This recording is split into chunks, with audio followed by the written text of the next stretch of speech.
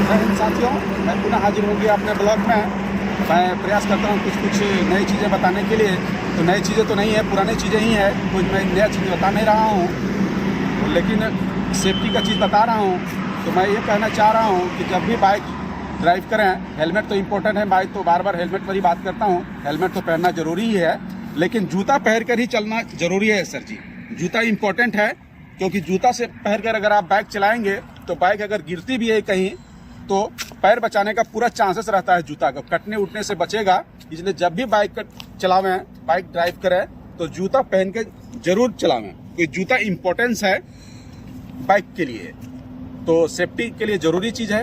तो जूता पहन के बाइक चलाइए, और हेलमेट तो इम्पोर्टेंट ही है। विदाउट हेलमेट बाइक ड्राइव नहीं कीजिए। हेलमेट हमेशा पहन के चलिए, ताकि आप सेफ और सेफ्टी रहें। तो मिलता हूँ साथियों अगले ब्लॉग में। जय हिंद, जय भारत।